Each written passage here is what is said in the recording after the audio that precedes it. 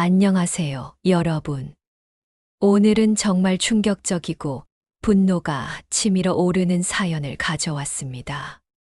이 사연을 들으시면서 여러분도 많은 생각이 드실 거예요. 댓글로 여러분의 생각을 꼭 남겨주세요. 저희 사연의 주인공은 올해 65세 김철수 씨입니다. 김철수 씨는 30년 동안 한 회사에서 성실히 일하며 가정을 꾸려왔습니다. 그리고 그 옆에는 항상 남편을 뒷바라지하며 헌신해온 아내 순자 씨가 있었습니다. 순자 씨는 그야말로 내조의 여왕이었습니다. 남편이 회사에서 힘든 일이 있을 때마다 따뜻한 말 한마디로 위로해주고 아이들 뒷바라지부터 시부모님 봉양까지 모든 것을 혼자 감당했습니다. 새벽 5시에 일어나 남편 도시락을 싸주는 것부터 시작해서 밤늦게 돌아오는 남편을 따뜻한 밥과 함께 맞아주는 것까지. 특히 딸 미영이가 대학 다닐 때는 등록금을 마련하기 위해 새벽 시장에서 반찬 장사까지 했습니다. 손이 얼어서 빨갛게 부르트고 허리가 아파서 밤에 잠을 못 이룰 정도였지만 한 번도 힘들다는 소리를 하지 않았습니다. 우리 딸이 좋은 대학 나와서 좋은 남자 만나 행복하게 살기만 하면 돼. 이것이 순자 씨의 유일한 바람이었습니다. 그렇게 키운 딸 미영이는 정말 부모님의 기대에 부응했습니다. 명문대를 졸업하고 의사와 결혼해서 남부럽지 않은 삶을 살게 되었습니다. 사위도 참 괜찮은 사람이었습니다. 예의 바르고 인사도 잘하고 부모님께도 항상 정중했습니다. 드디어 김철수 씨가 은퇴를 하게 되었습니다. 30년간 모은 퇴직금과 집을 팔아서 모은 돈, 그리고 평생 아껴가며 모은 적금까지 합쳐서 총 8억 원이라는 큰 돈이 생겼습니다. 여보, 이제 우리도 편히 살 수 있겠네요. 순자 씨는 정말 행복해했습니다. 이제야 남편과 함께 여행도 다니고 그동안 못 해본 것들도 해보며 여유로운 노후를 보낼 수 있을 거라고 생각했습니다. 그런데 딸 미영이가 부모님께 제안을 했습니다. 아빠, 엄마, 제가 좋은 투자처를 알아봤어요. 요즘 고령화 사회잖아요. 노인 전용 요양센터에 투자하면 정말 안정적인 수익을 낼 수 있대요. 사위도 거들었습니다. 장인어른, 장모님, 저희가 꼼꼼히 알아본 건데요. 이 사업은 정말 전망이 좋습니다. 정부에서도 지원해주고 수요는 계속 늘어날 수밖에 없거든요. 저희도 일부 투자할 생각입니다. 게다가 나중에 장인어른, 장모님께서도 그 요양센터를 이용하실 수 있어요. 일석이조죠. 딸과 사위의 말을 들으니 정말 그럴듯했습니다. 고령화 사회에서 요양센터는 꼭 필요한 시설이고 수요도 계속 늘어날 것 같았습니다. 더군다나 사랑하는 딸과 의사인 사위가 추천하는 것이니 믿을만했습니다. 미영아, 내가 그렇게 말하니까 한번 해볼까? 어차피 우리도 나중에 나이 들면 요양원에 갈 텐데. 맞아요, 아빠. 미리 투자해 두시면 나중에 VIP 대우받으실 수 있어요. 김철수 씨 부부는 딸의 말에 완전히 넘어갔습니다. 평생 모은 전 재산 8억 원을 모두 요양센터 투자에 올인했습니다. 이제 정말 편히 살 수 있겠구나. 매달 투자 수익도 나오고 나중에 우리가 들어갈 요양원도 확보했고 두 사람은 정말 행복했습니다. 그동안의 고생이 드디어 보상받는 것 같았습니다. 하지만 행복은 오래 가지 않았습니다. 투자한 지 3개월 만에 청천벽력 같은 소식이 들려왔습니다. 요양센터가 적자 운영으로 파산 위기에 놓였습니다. 김철수 씨는 급히 딸에게 전화를 걸었습니다. 미영아, 요양센터가 망한다는데 이게 무슨 일이야? 그런데 딸의 반응이 이상했습니다. 아빠, 그건 저희도 어쩔 수 없는 일이에요. 투자라는 게 원래 위험이 따르는 거잖아요.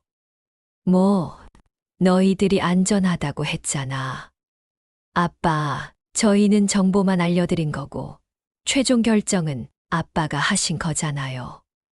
책임은 투자자가 지는 거예요. 김철수 씨는 귀를 의심했습니다. 이게 자신의 딸이 하는 말인가 싶었습니다. 더 충격적인 것은 그 다음이었습니다. 딸 부부는 연락을 끊어버렸습니다. 전화를 해도 받지 않고 문자를 보내도 답이 없었습니다. 결국 김철수 씨 부부는 투자한 돈을 모두 잃고 빈털터리가 되었습니다. 집도 이미 팔아서 투자 자금으로 썼기 때문에 갈 곳이 없었습니다. 어쩔 수 없이 두 사람은 반지하 쪽방으로 이사를 갔습니다. 월세 30만 원짜리 곰팡이 냄새 나는 작은 방이었습니다. 30년 동안 살아온 아파트에서 이런 곳으로 이사하는 것은 정말 처참했습니다. 김철수 씨는 65세의 나이에도 불구하고 일자리를 찾아 나섰습니다. 하지만 나이가 많다는 이유로 어디서도 받아주지 않았습니다. 아저씨, 나이가 너무 많으신데요. 다른 사람 쓰기로 했어요. 수십 군데를 다녀도 결과는 마찬가지였습니다. 그러던 중 겨우 건설 현장에서 막노동 일자리를 구할 수 있었습니다. 하루 8만 원, 65세 노인이 새벽 5시부터 저녁 7시까지 일하는 대가치고는 너무나 적은 돈이었습니다. 그나마 비가 오면 일을 할 수 없었고, 그런 날은 아무런 수입이 없었습니다. 두 사람은 하루 한 끼로 버텨야 했습니다. 그렇게 6개월을 버티던 중 순자 씨가 쓰러졌습니다. 평생 고생만 하다가 갑작스러운 환경 변화와 스트레스를 견디지 못한 것이었습니다. 당뇨 합병증과 고혈압으로 인한 뇌졸중 초기 증상입니다. 당분간 입원하셔야 해요. 의사의 말에 김철수 씨는 절망했습니다. 입원비는 하루에 10만 원, 그나마 건설 현장에서. 하루 8만 원을 벌어서는 아내의 병원비도 감당할 수 없었습니다. 선생님, 혹시 입원비를 조금 더 싸게 할 방법은 없을까요? 죄송하지만 이미 가장 저렴한 병실입니다. 김철수 씨는 밤낮 없이 일했습니다. 건설 현장에서 낮에 일하고 밤에는 택배 상하차 아르바이트를 했습니다. 하루 34시간밖에 못 자면서도 아내의 병원비를 마련하기 위해 필사적이었습니다. 여보, 미안해요. 내가 이렇게 되어서. 아내는 남편을 보며 눈물을 흘렸습니다. 무슨 소리야. 우리 함께 이겨내자. 김철수 씨는 아내의 손을 잡으며 위로했지만 속으로는 딸에 대한 원망이 치밀었습니다. 그러던 어느 날이었습니다. 김철수 씨가 아내를 간병하기 위해 병원에 갔는데 복도에서 익숙한 목소리가 들려왔습니다. 미영아, 이번 병원 인수거는 정말 대박이야. 위치도 좋고 시설도 훌륭해. 맞아요, 여보. 8억으로 이런 병원을 살 수 있다니 정말 다행이에요. 김철수 씨는 얼어붙었습니다. 그 목소리는 분명 딸과 사위의 목소리였습니다. 그리고 8억이라는 금액. 자신들이 투자했던 바로 그 금액이었습니다. 조심스럽게 다가가서 보니 정말로 딸 미영이와 사위가 VIP 병실 앞에 서 있었습니다. 그들은 새로 산 병원을 자랑스럽게 둘러보고 있었습니다. 김철수 씨가 다가가자 딸이 아버지를 발견했습니다. 그런데 딸의 반응이 충격적이었습니다. 아빠, 여기서 뭐 하세요? 차가운 목소리였습니다. 마치 남처럼 대하는 것 같았습니다. 미영아, 너희들이 여기서 뭐 하는 거야? 그리고 8억으로 병원을 샀다는 게 무슨 말이야? 아빠, 여긴 저희 시댁 어른이 계세요. 민폐 끼치지 말고 나가주세요. 딸은 아버지를 마치 거지 취급하듯 했습니다. 주변 사람들의 시선을 의식하며 빨리 사라지기를 바라는 눈빛이었습니다. 미영아, 아빠가 내 아빠야. 어떻게 이럴 수 있어? 아빠, 목소리 낮춰주세요. 여기 중요한 분들이 많아요. 사위도 거들었습니다. 장인어른, 이해해 주세요. 저희도 사회적 체면이 있어서요. 김철수 씨는 분노로 온몸이 떨렸습니다. 하지만 어쩔 수 없이 병실을 나와야 했습니다. 끔찍한 진실. 그날 밤, 김철수 씨는 도저히 잠을 잘 수 없었습니다. 딸 부부의 말이 계속 머릿속을 맴돌았습니다. 그들이 8억으로 병원을 샀다는 것, 그리고 자신을 남처럼 대하는 것. 뭔가 이상하다고 생각한 김철수 씨는 다음 날 사설 탐정을 찾아갔습니다. 남은 돈이 거의 없었지만 진실을 알고 싶었습니다. 일주일 후 탐정이 가져온 자료는 충격적이었습니다. 김철수 씨, 따님 부부는 처음부터 요양센터에 투자할 생각이 없었습니다. 실제로는 그 돈으로 병원을 인수했어요. 요양센터 투자 이야기는 완전히 거짓말이었습니다. 뭐라고? 더 충격적인 것은 그 요양센터는 처음부터 부실 업체였어요. 따님 부부는 이 사실을 알고 있었을 가능성이 높습니다. 김철수 씨는 완전히 무너져 내렸습니다. 자신의 딸이 부모를 속이고 전 재산을 가로챘다는 것을 믿을 수 없었습니다.